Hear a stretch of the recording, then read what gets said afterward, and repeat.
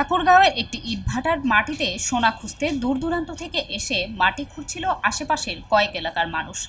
ঠাকুরগাঁও জেলার রানীশংকৈল উপজেলার কাতিহার হাটের আরবিবি ভাটায় ঘটে এমন চাঞ্চল্যকর ঘটনা। গত 15 দিন ধরে এমন ঘটনা ঘটছিল ওই ইটভাটায়। এলাকার মানুষের দাবি, এখান থেকে নাকি অনেকেই সোনা পেয়েছে, তাই তারা খুঁজতে এসেছে। আবার অনেকেই বলছে এই ইটভাটার মাটি নাকি রানীশংকৈলের রাজা টঙ্কনাথ রাজবাড়ির পাশ থেকে কেটে আনা হয়েছে, তাই রাজার পুঁতে রাখা গুপ্তধন এই মাটির সাথে চলে এসেছে। ইটভাটায় এই বিশ্বাস থেকেই তারা মাটি খুঁজছে। কেউ বলছে এখানে সোনার কয়েন পাওয়া যাচ্ছে, আবার কেউ বলছে সোনার বার পাওয়া যাচ্ছে। তবে কে পেয়েছে এটা সুনির্দিষ্ট করে কেউ জানে না। সবাই অন্যের কথা শুনে এসে মাটি খোঁড়া শুরু করেছে। অনেকে আবার বলছে যারা সোনা পেয়েছে তারা নাম প্রকাশ করতে চাচ্ছে না পুলিশের ভয়ে। শনিবার সন্ধ্যায় সরেজমিনে গিয়ে দেখা যায় শত শত নারী পুরুষ মাটি খুঁড়ছে।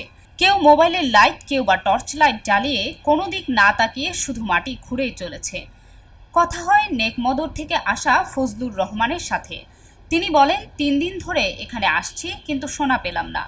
শুনেছি এখানে নাকি অনেকে সোনা পেয়েছে, তাই আমিও খুঁজতে এসেছি। কে সোনা পেয়েছে এমন প্রশ্নের জবাবে তিনি বলেন, আমি শুনেছি কিন্তু জানি না কে পেয়েছে।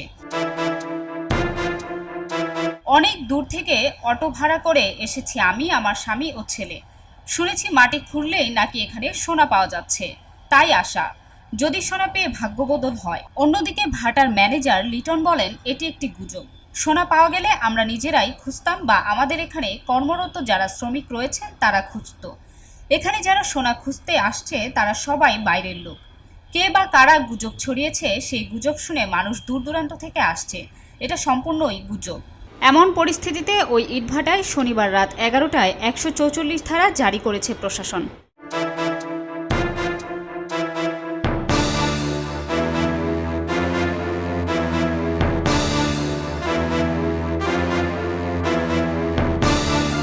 সবাই যখন জোয়ারে গা ভাসায়, কেউ কেউ ঘুরে দাঁড়ায়।